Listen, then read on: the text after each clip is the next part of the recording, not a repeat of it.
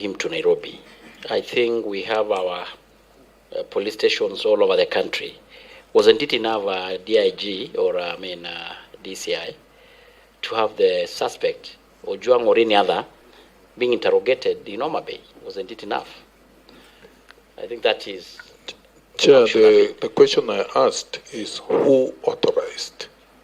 The why is also another question, but the one I've asked, Chair, is who ordered that the suspect? Sure because Chair, a question has arisen. I'm asking, yes, because you kind of presume that it must have been the interrogation and the arrest, even should have been in Homa Bay, right? I agree with you, Chair.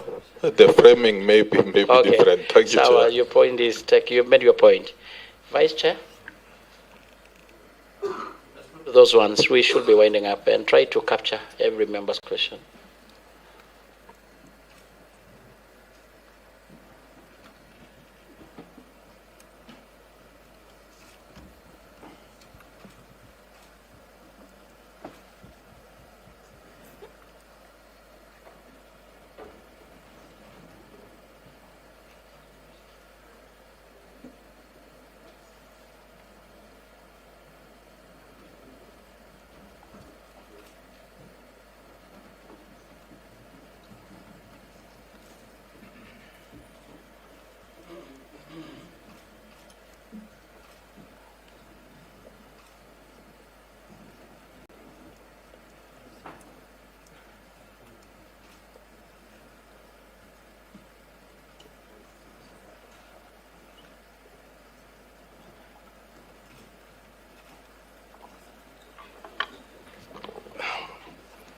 Thank you very much, Honorable Chair.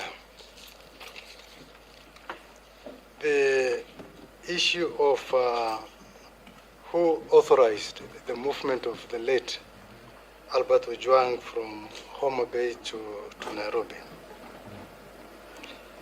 That movement did not require any authority from anybody. It was just an operational, tactical decision that can be made by any investigating officer. If a person is assaulted for an offense of, or a person is arrested for an offense of assault in Garissa, and that person is supposed to be moved to Nairobi, the IO will not require any authority from anybody. Our standing orders are very, very clear. Our guides to investigations are very, very clear. So, Honorable Chair, these are just tactical issues that does not require any specific instructions. We were treating the issue of the late Albert Ojwang just like any other. Actually, it was just, I even learned of his arrest the following day when I heard this fellow was dead. To add on that one, didn't you have facilities in Homa Bay to have him recorded, interrogated there? Correct. Yeah, but it was not all about interrogation. It was all about arresting and processing him before court. And Honorable Chair, the complaint was made here in Nairobi. Yeah, so that is why. In terms of the efficiency and the speed at which we handle this matter, I really liked the observation by the Honorable member there that it took us almost 3 days to investigate the murder of Honorable Charles Were. And we're very efficient. And we were able to apprehend all the suspects. And we used the same speed, the same zeal, and the same efficiency to make sure that these other culprits are also arrested. So, yeah, so I think that somehow answers your question. So. Mr. Chair, is he confirming that the suspects have been arrested? Are you saying that the suspects over Ojwang's murder have been arrested, or you are talking about Ongondo Were's? No, the question was about what was the agency about expediting the DIG Langar's case. And what I'm saying is, and like I said, there wasn't any preferential treatment. The same energy, the same efficiency that we used to investigate the late Honorable Were's murder case is the same speed that we have used to investigate the complaint of cyber made to us by the DIG KPS.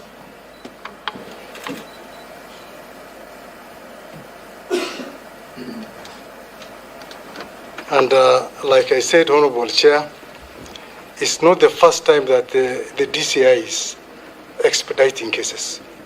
We have resolved several other cases, similar cases in the past with the same speed. So, and that of DIG Lagat is one among the many statistics and the cases that the DCI was able to resolve expeditiously. Thank you.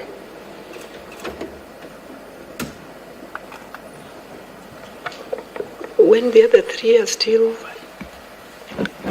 The other three Go on. Go on.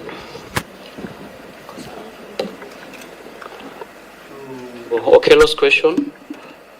Try to do it under 2 minutes, then Kangara. I think Kangara was it was the issue of time again. There will be. And I think members, I did ruled that on the issue of OB and the entire sequence, we are going to be provided.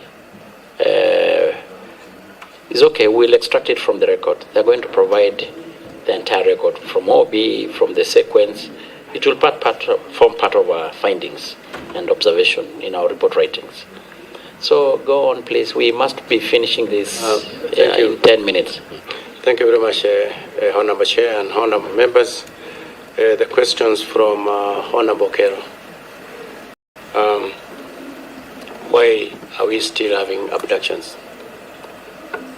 So when I was here before this committee, when I was being vetted, I was very, very clear in my mind, this committee, when I was being vetted.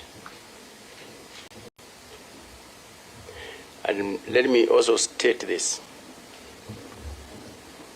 I feel a lot of pain for losing that young man. I feel the pain the parents of that man feels.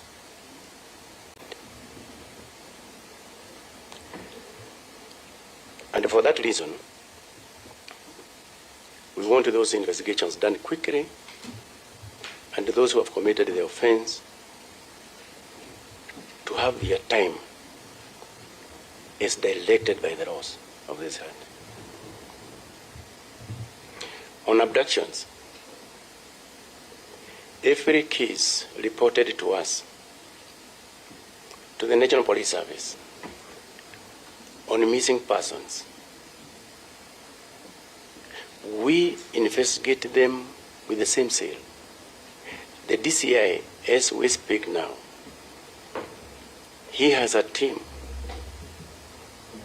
specifically set aside to deal with all the cases of missing cases reported to the National Police Service throughout the Republic of Kenya for whatever reason, including self-abductions. They are all investigated with the same seal. So what I'm trying to say to this honorable committee, honorable chair, the National Police Service will never at any given time allow for those abductions, and every case of reported missing person must be investigated to its logical conclusion. However long it takes, we must investigate to its logical conclusion. That is what I would like to report to this committee and the promise to the people of Kenya. There was this question on why was this particular murder committed. And number two, who is it that was going to benefit on the scene? Or simply, what was the motive? This subject matter is currently being investigated by Apple so that they can tell us why was this murder committed, or what was the motive of doing this. all of us here, the people of Kenya, including these committee members, we are looking forward to getting those answers. And I am sure at the end of the day, they are going to come out very, very, very clear.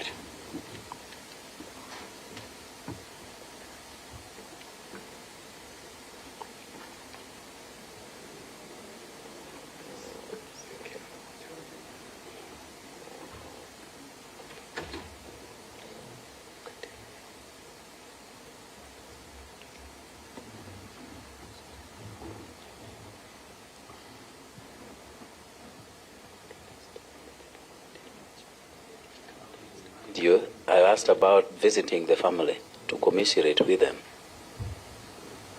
Thank you very much, Honorable Chair and Honorable Members. That is something that we had already planned to do this afternoon. And if we could have been through this, I had my team. We have already, sent our message of condolences to the family. And I have said, all of us here, we are parents, and we feel the pains. We feel that pain that the parent is feeling. And for that reason, we'll also be together with them and condole with the family, because we are part of this society, and we feel the loss.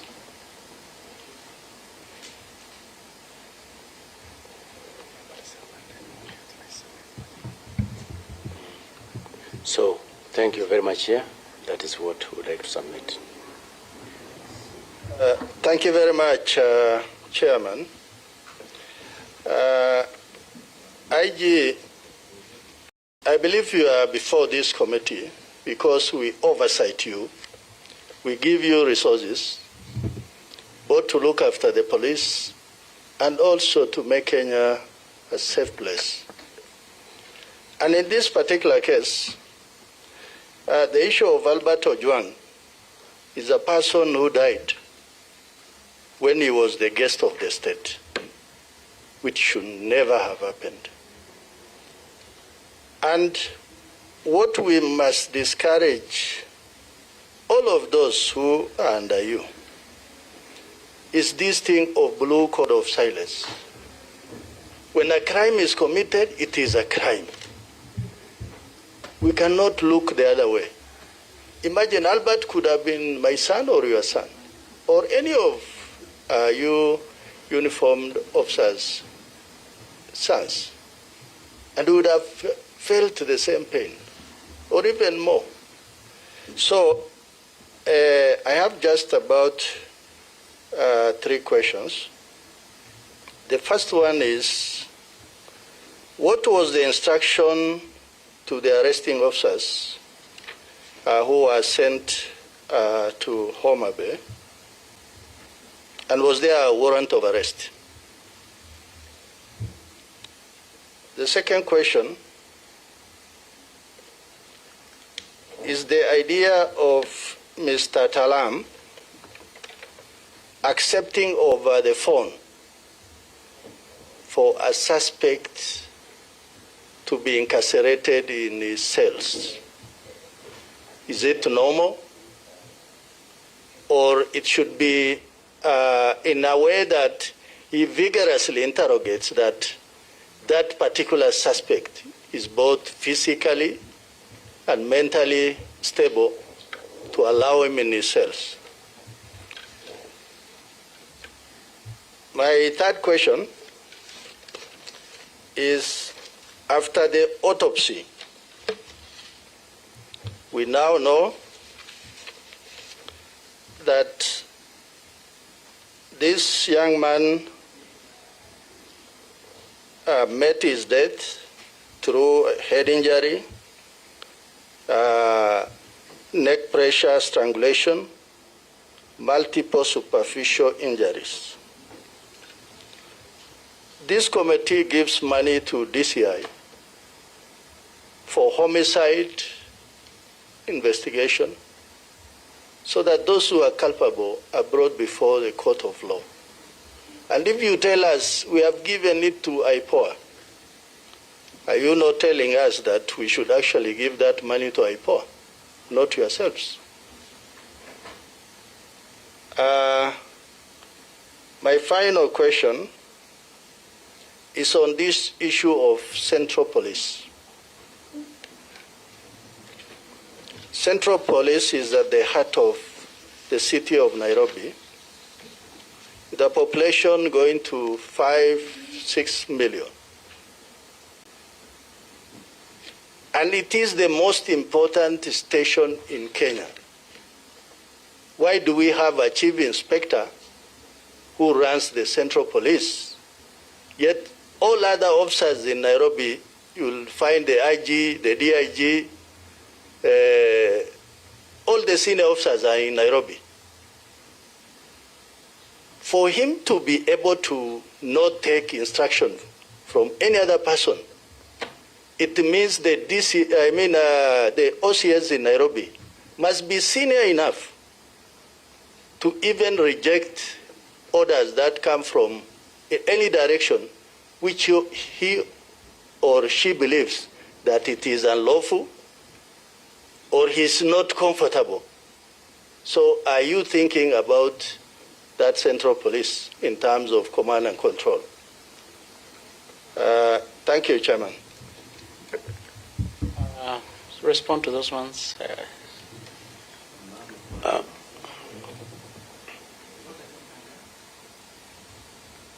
Angara, I think I did make a ruling on the issue of the missing gaps or the gray area on the OB and the sequence. About OB asked 4 questions. What about and none of them was answered. They should have the questions. Which ones? Sorry?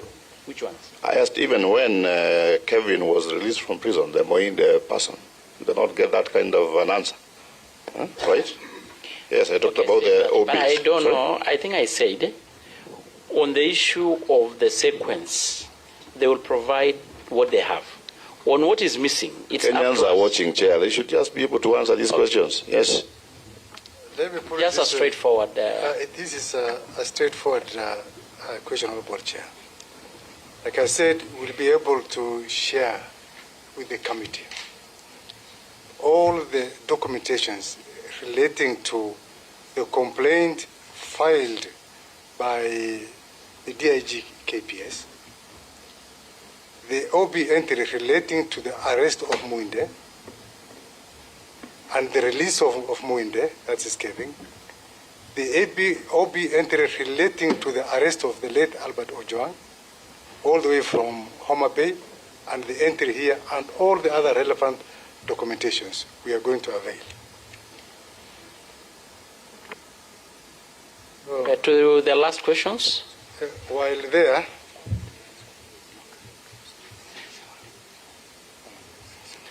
while on the question of what were the instructions given to the officers who proceeded to Homa Bay, the TOR was very clear that a complaint has been filed by a complainant, and their mandate is to investigate the complaint and take appropriate action. Those are basically the instructions given to the officers. As to whether there was a warrant of arrest, the typology of the offense that we are dealing with does not fall under that category, Honorable Chair. It is a cognizable offense. Cognizable offenses are offenses where a police officer can arrest a person without a warrant, and the police are also empowered to investigate. So it was a cognizable offense. As regards the homicide, yes, we have a very, very vibrant, robust, and efficient Directorate of Homicide within the National Police Service. And the public can attest to it for the cases.